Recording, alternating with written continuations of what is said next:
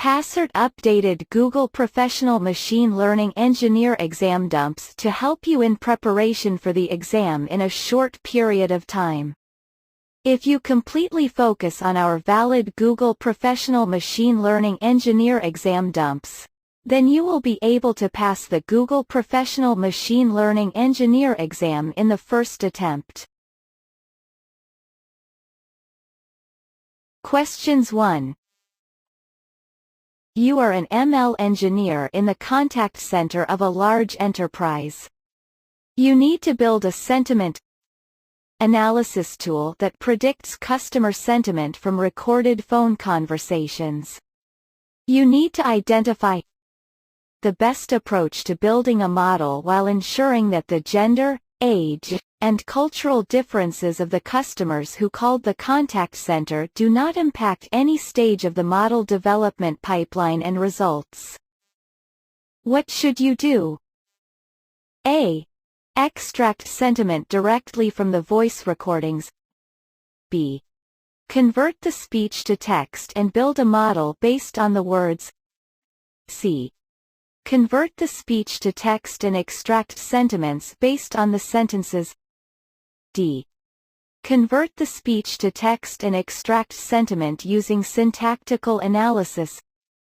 Answer. C. Questions 2. You are building a linear regression model on BigQuery ML to predict a customer's likelihood of purchasing your company's products.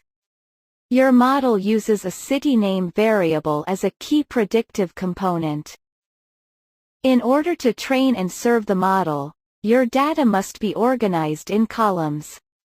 You want to prepare your data using the least amount of coding while maintaining the predictable variables.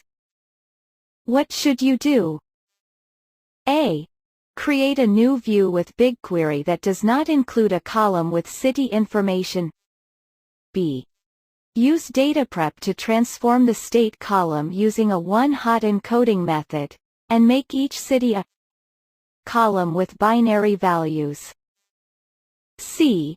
Use Cloud Data Fusion to assign each city to a region labeled as 1, 2, 3, 4, or 5R and then use that number to represent the city in the model. D. Use TensorFlow to create a categorical variable with a vocabulary list. Create the vocabulary file, and upload it as part of your model to BigQuery ML. Answer. C.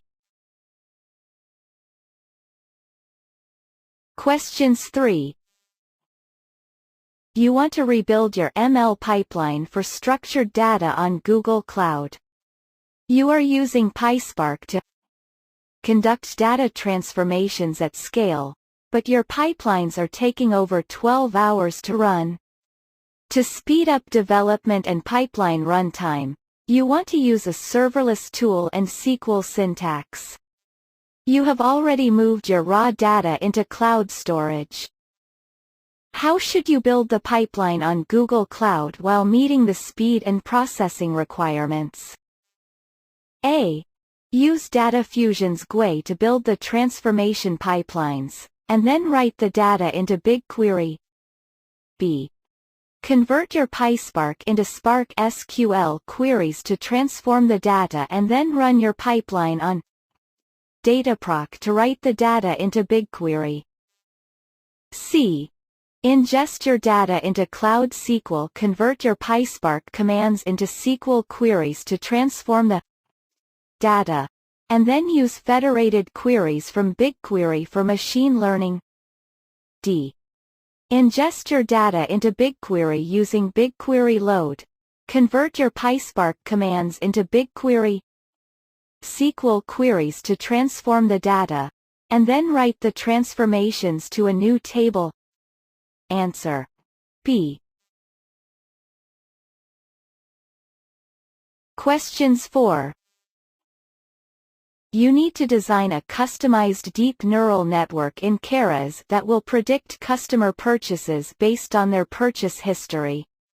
You want to explore model performance using multiple model architectures, store training data, and be able to compare the evaluation metrics in the same dashboard.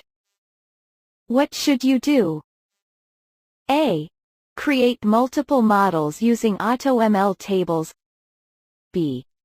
Automate multiple training runs using Cloud Composer. C.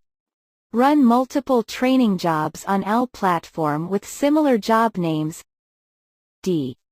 Create an experiment in Kubeflow pipelines to organize multiple runs. Answer. C. Questions 5. You have a functioning end-to-end ML pipeline that involves tuning the hyperparameters of your ML model using L platform, and then using the best-tuned parameters for training. Hypertuning is taking longer than expected and is delaying the downstream processes. You want to speed up the tuning job without significantly compromising its effectiveness. Which actions should you take? Choose two answers. A. Decrease the number of parallel trials. B. Decrease the range of floating point values. C. Set the early stopping parameter to true. D. Change the search algorithm from Bayesian search to random search. E. Decrease the maximum number of trials during subsequent training phases. Answer. D. E. Question 6. You work for a global footwear retailer and need to predict when an item will be out of stock based on historical inventory data. Customer behavior is highly dynamic since footwear demand is influenced by many different factors.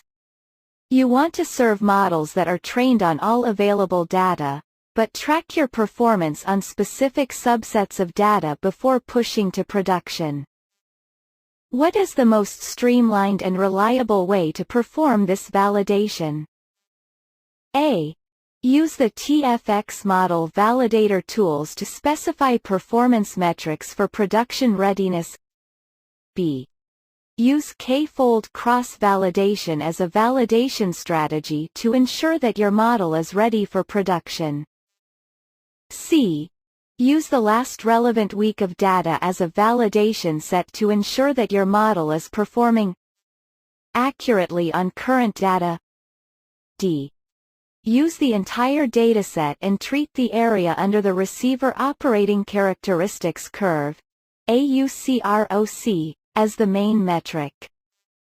Answer. A. Question 7. You have trained a deep neural network model on Google Cloud. The model has low loss on the training data, but is performing worse on the validation data. You want the model to be resilient to overfitting. Which strategy should you use when retraining the model? A. Apply a dropout parameter of 0.2, and decrease the learning rate by a factor of 10. B. Apply a 12 regularization parameter of 0.4, and decrease the learning rate by a factor of 10. C. Run a hyperparameter tuning job on L platform to optimize for the L2 regularization and dropout parameters. D. Run a hyperparameter tuning job on L platform to optimize for the learning rate, and increase the number of neurons by a factor of 2. Answer. A. Questions 8. You are developing models to classify customer support emails.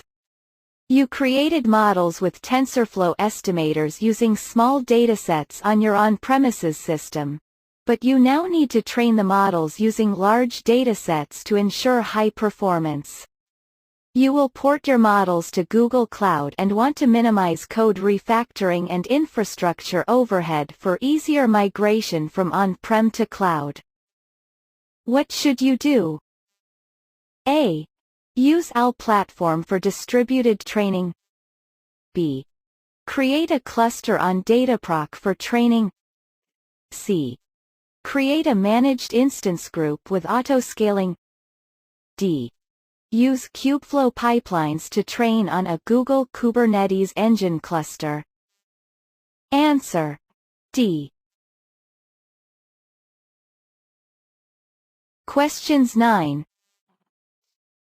During batch training of a neural network, you notice that there is an oscillation in the loss. How should you adjust your model to ensure that it converges? A. Increase the size of the training batch. B. Decrease the size of the training batch. C. Increase the learning rate hyperparameter. D. Decrease the learning rate hyperparameter. Answer: C. Questions 10. You are an ML engineer at a regulated insurance company.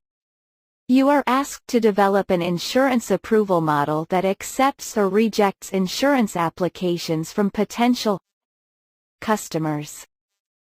What factors should you consider before building the model? A. Redaction, reproducibility, and explainability. B. Traceability, reproducibility, and explainability. C. Federated learning, reproducibility, and explainability. D. Differential privacy, federated learning, and explainability. Answer: B.